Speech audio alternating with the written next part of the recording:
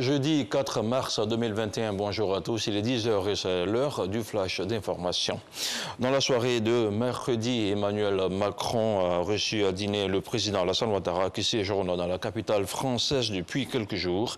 Les deux chefs d'État ont parlé du dernier sommet du G5 Sahel qui s'est tenu à N'Djamena le 15 février dernier. Avant ce tête-à-tête, le président de la République a échangé avec le ministre français des Affaires étrangères Jean-Yves Le Drian. Il a été question entre autres des bonnes relations qu'entretiennent la Côte d'Ivoire et la France.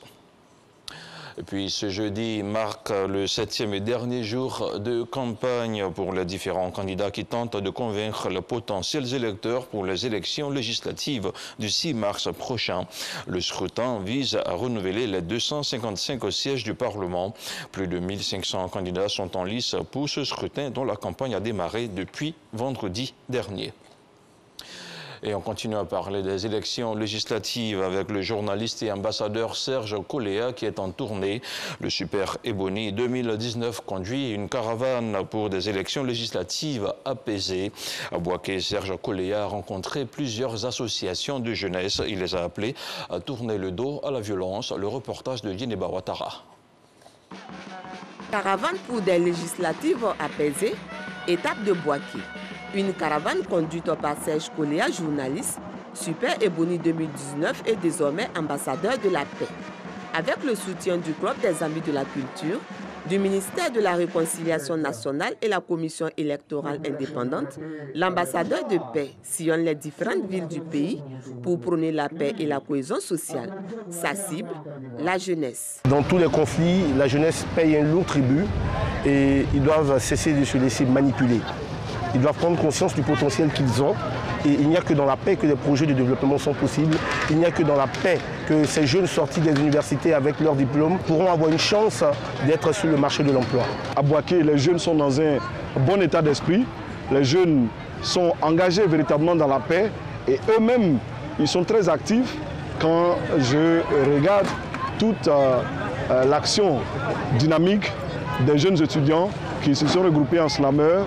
Il y a également les acteurs culturels qui ont été très importants dans cette sensibilisation et dans ce message qu'il faut relayer. La caravane pour des législatives apaisées a débuté depuis le 20 février et prend fin le 5 mars.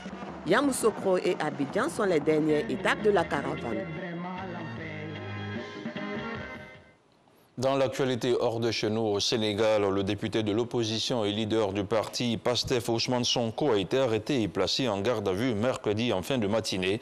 Ousmane Sonko a été mis aux arrêts par des éléments de la gendarmerie sénégalaise pour trouble à l'ordre public et participation à une manifestation non autorisée. Selon ses avocats, Ousmane Sonko a été transféré dans les locaux de la section recherche de la gendarmerie sénégalaise.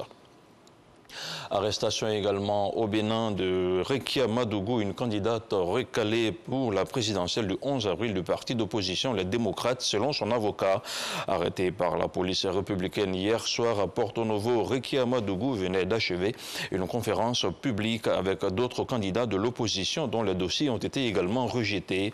Une source affirme que son arrestation est en lien avec les deux militants de son parti placés sous mandat de dépôt lundi dernier pour association des malfaiteurs et terrorisme. Et puis au Tchad, la Cour suprême a publié mercredi la liste des candidats retenus pour la présidentielle le 11 avril prochain. Sur les 17 candidatures déposées, 10 ont été retenues. Les candidats d'opposition Yaya Dillo et Masra Succès, qui ont fait l'actualité ces dernières semaines, ne seront pas de la course. Bien que retenu dans la liste, le principal opposant, Saleh Kebzabo, annonce son désistement. Il persiste et signe qu'il ne participera pas à la prochaine présidentielle du 11 avril prochain. Et puis dans l'actualité hors du continent africain, un mois après le coup d'État militaire en Birmanie, des manifestants continuaient à descendre dans les rues ce jeudi au lendemain de la journée de répression la plus meurtrière. Selon l'émissaire onusien pour la Birmanie, au moins 38 manifestants ont été tués pour la seule journée de mercredi. Les violences de mercredi ont provoqué un nouveau concert de protestation internationale. Le président français Emmanuel Macron a exhorté à l'arrêt immédiat de la répression et de leur côté, les États-Unis appellent la Chine à utiliser son influence auprès des généraux birmans.